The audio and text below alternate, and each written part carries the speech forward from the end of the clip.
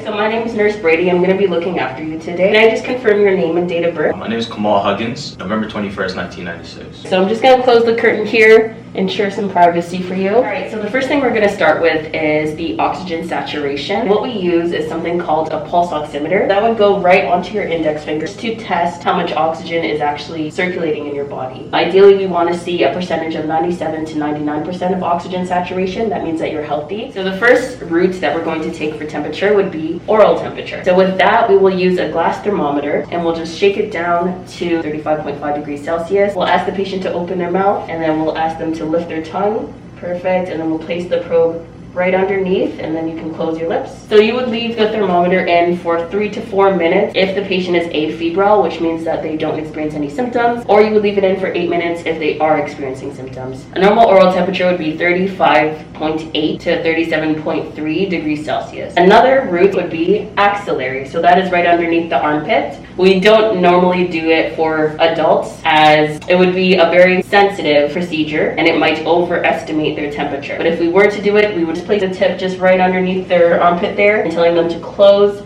and we would leave it there for a period of time in order to collect the temperature. And another route would be the rectal temperature. It could be used in cases where the patient is comatose, confused, or can't close their mouth. Insert it 2 to 3 centimeters into the patient's rectum towards their belly button. This would yield a normal rectal temperature of 36.2 to 37.8 degrees Celsius. An additional route we can do is the tympanic temperature. So because he's an adult, lift the top of the ear and pull it back. Insert the thermometer into his ear without blocking and without forcing it, and then we would click the button to activate the temperature. Right, a normal tympanic temperature would probably yield a temperature of 37.2 degrees Celsius, which is close to the core temperature. So another route would be the temporal temperature. We would use the thermometer, place it on the middle of the patient's forehead, slide across to the hairline, and then right behind the ear.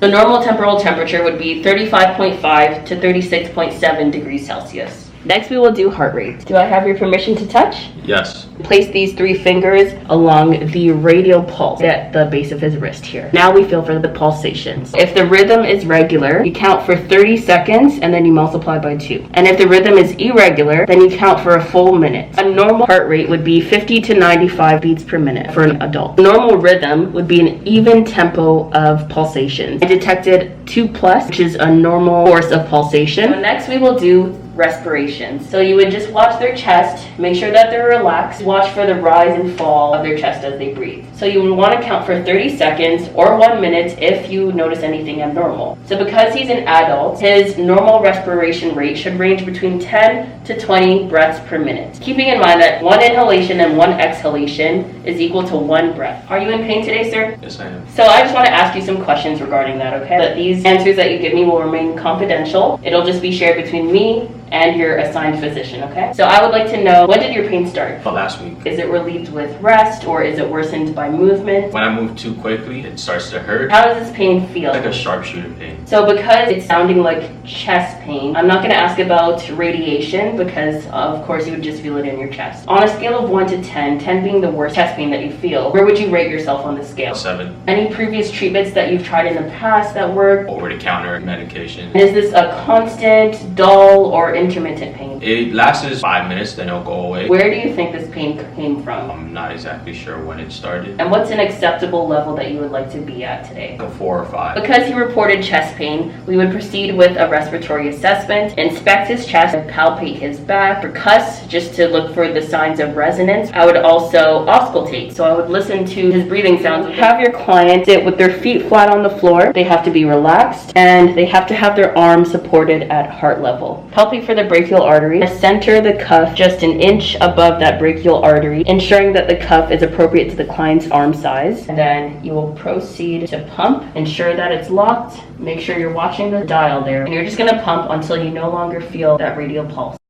Now I'm going to pump 20 to 30 millimeters per mercury over this number. Listen for those sounds as I slowly deflate. The first sound that we heard was his systolic blood pressure, which is that maximum pressure that you will feel upon the heart's contraction. The second sound we heard was that resting pressure, which is called the diastolic pressure. So that is the pressure that is heard between contractions of the heart. The normal blood pressure reading for an adult is 120 over 80 millimeters per mercury.